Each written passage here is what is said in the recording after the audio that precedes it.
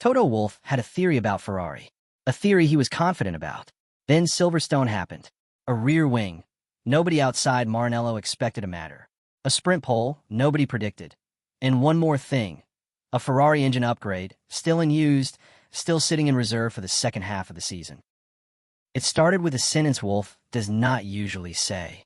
Not after a win. Not about a rival's engineering department. We're a little bit surprised that Ferrari can throw these huge updates at the car in the way they do, he said after Austria. It sounded like an observation. It was not. It was a question aimed straight at Formula One's $215 million budget cap, a figure raised from $135 million in 2025 to cover the sport's new chassis and power unit rules. Wolff's implication was simple. Ferrari was spending like a team with money nobody else had. Was he right? The numbers do not answer that, but they do not make him look foolish either. Ferrari has declared 32 individual aerodynamic upgrades this season, more than anyone else on the grid. Mercedes has brought 17, adding its own major package at the Canadian Grand Prix. Two of Ferrari's packages were major overhauls, landing at Miami and in Spain. The Barcelona package came right before Lewis Hamilton won there, his first victory for Ferrari, and still the only Grand Prix in 2026 that Mercedes has not won. Even the cap itself bans. Teams earn an extra $1.8 million for every race beyond the 21st of a season, which is exactly the kind of detail that turns who spent what into an argument nobody can fully settle. Every declared upgrade goes through the FIA before it reaches the car, published for every rival team to see, which means Wolff was not guessing about the volume. He was reading the same public list everyone else could read. Wolff was not finished. He had noticed something else. And then on top of that, they were expecting ADUO and have come with a new engine already, so they must have started development 6 months ago, he said. ADUO, for letters that explain almost everything that happens next. It stands for Additional Development and Upgrade Opportunities, a 2026 rule built for exactly this situation. Normally, once a season starts, engine development freezes. Every manufacturer builds the power unit it brought to race one and lives with it for the rest of the year. ADUO breaks that freeze, but only for a manufacturer whose engine has fallen measurably behind.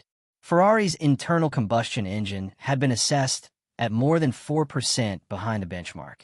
That gap was bad enough to hand the team 2 tokens, 2 separate windows to redesign parts of an engine mid-season, at a moment when every rival on the grid is locked in place. Ferrari spent the first one at the Red Bull Ring.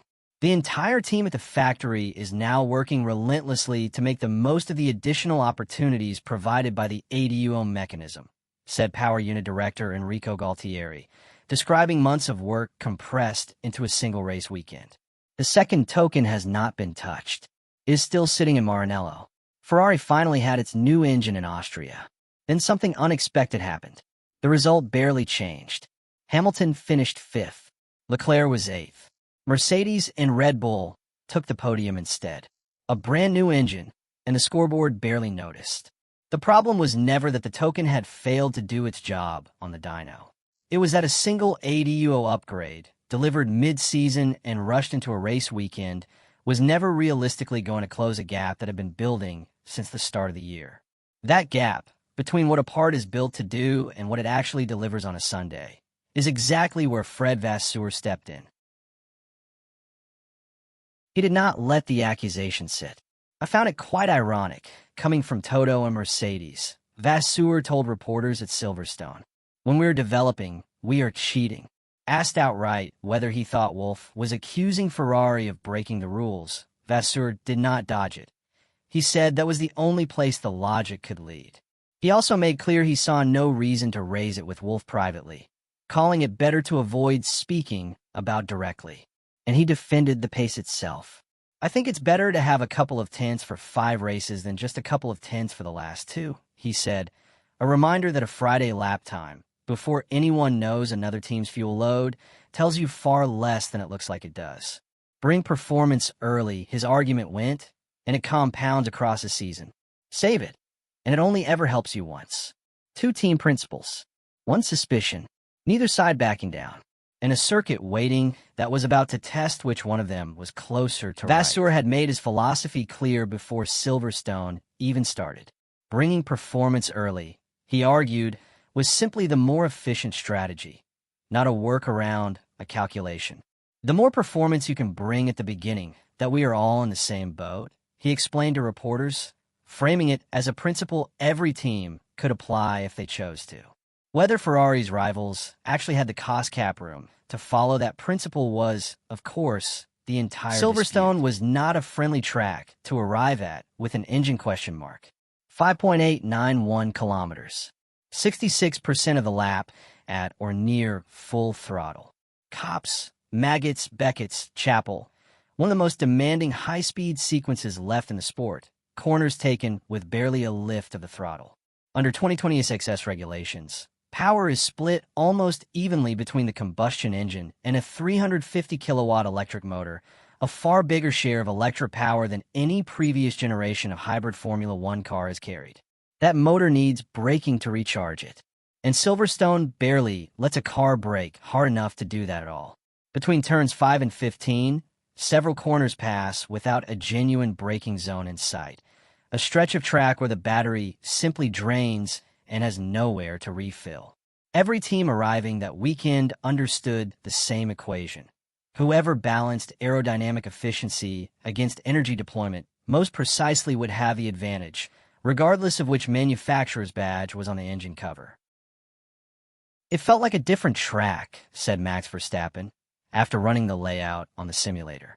Hamilton felt it too, from inside the car itself. We start losing deployment going into Copse, he said. Normally an engine screams into that corner, pushed by full electric power on top of the combustion engine. In 2026, it can go quiet halfway there. 4 separate straight mode zones circle the lap. The pit straight, the Wellington straight into Brooklands, the run toward Copse, and the hangar straight, home to the circuit's official speed trap. Nowhere else on the calendar punishes a car for arriving with no charge left in the battery quite like this. So Ferrari did not bring another engine token. It brought a wing, an updated low-downforce rear wing, known inside the team as the Macarena, paired with a reworked low-drag diffuser, built to cut resistance through Silverstone straights without giving up the downforce its chassis needed through the fast corners. Nobody outside Maranello expected a wing to be the headline of the weekend. It became exactly that. Hamilton topped every session at Silverstone. First practice, every stage of sprint qualifying. Then came the number that mattered, 11 thousandths of a second. That was the margin. After a season of questions about Ferrari's engine, Hamilton took sprint pole by 0.011 seconds over Mercedes' Kimi Antonelli. Leclerc could not quite reach him, qualifying fourth, 0.327 seconds back. Even Ferrari sounded surprised by its own result. We are extremely surprised with Lewis taking the pole today, but in general we were expecting a much bigger gap to the cars in front, Leclerc said. It's a good step forward, but yeah, as a team we were just very surprised to be that competitive on a track like this. Ferrari had walked into Silverstone bracing for exposure. It walked out with a pole position instead. There was a second story running underneath Hamilton's lap. Leclerc rebuilding himself, not just the car. He had spent the season known as one of the sharpest single-lap drivers on the grid, then watched that edge get harder to trust as the SF26 changed underneath him. His naturally aggressive style had suited the car in the early rounds. As the upgrades kept arriving, that same style became harder to control, and finding the final tenths in Q3, long one of his signature strengths, stopped coming naturally. He switched brake disc suppliers after Monaco. He adjusted the setup again after Saturday's sprint. By his own account, Silverstone was the first weekend in several where his confidence and the car's behavior finally matched. Not a guarantee it would last, but proof it was still possible. None of it moved the championship. Mercedes has still won 7 of the season's first 8 races. Mercedes still leads both standings comfortably, with Kimi Antonelli ahead in the driver's fight. Ferrari is still the only other team to win a race in 2026, still second in the constructors' table, still chasing. Hamilton had already been fastest in Friday's single practice session before sprint qualifying even began, a sign that the pace at Silverstone was not a one-lap accident. Wolff's suspicion has not gone away either. Hopefully that's going to change towards the end of the season when they won't be able to bring any parts anymore. He said his bet that Ferrari's budget, not its engineering, will eventually be the thing that stops it. Vasseur has given no sign of slowing down before that happens, and Ferrari's upgrade count keeps climbing regardless of who is watching.